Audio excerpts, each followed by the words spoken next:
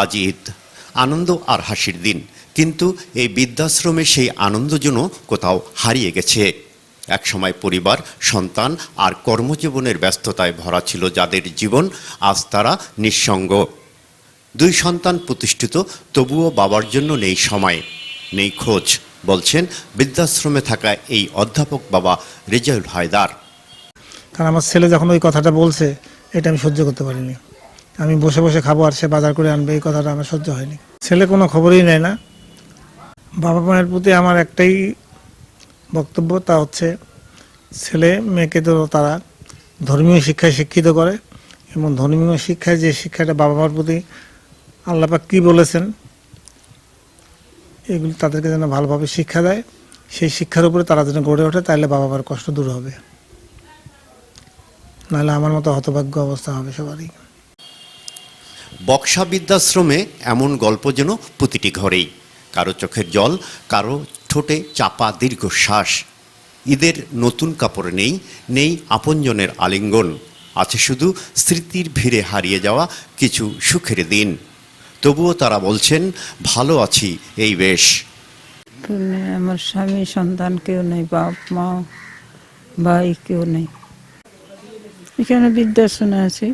এখানে থাকতে ভালো লাগে, এখানে থাকতে ভালো লাগতেছে। বাসায় আছে, আমার ছেলে মেয়ে আছে, ওরা আর কি আমার খিলে না, এই জন্য আমি এখানে চলে যাচ্ছি। ভালো, সব ভালো, সবাই আছেন, ভালো থাকেন, সেখানে আমার প্লাস।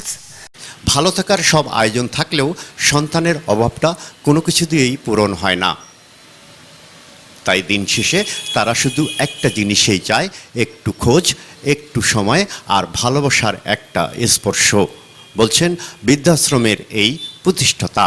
আমার একটা কথাই যে সন্তানরা যখন বাবা মাদেরকে দেখে না, তখন বাবা মাদের ভিতরে যে একটা হাহাকার, এটা আমি বুঝতে পাই কমপক্ষে, যে বাবা মারা কত কষ্ট পায়। হয়তো আমাদের এখানে ভালো আছে, ভালো খাচ্ছে, ভালো পড়তেছে, বিষয় সেটা নয়। বিষয় হচ্ছে তার মনের মধ্যে সবসময় একটা হাহাকার কাজ করে, যেটা ওই কষ্টটা কখনো ওরা ভুলতে পারে না। যখনই একা হয় তখনই তারা কেঁদে ওঠে। রংপুরের বক্সা বৃদ্ধাশ্রমে এই মানুষগুলোর চোখ আজও অপেক্ষা করে, হয়তো কেউ আসবে, পাশে বসবে, একটু কথা বলবে। কিন্তু দিন শেষে থেকে যায় শুধু নীরবতা আর না বলা কষ্ট। এই ঈদ তাদের জন্য আনন্দ নয়, এক গভীর শূন্যতার গল্প। মাহফুজ আলম প্রিন্স, আনন্দ টিভি, রংপুর। ছোটটা লাগে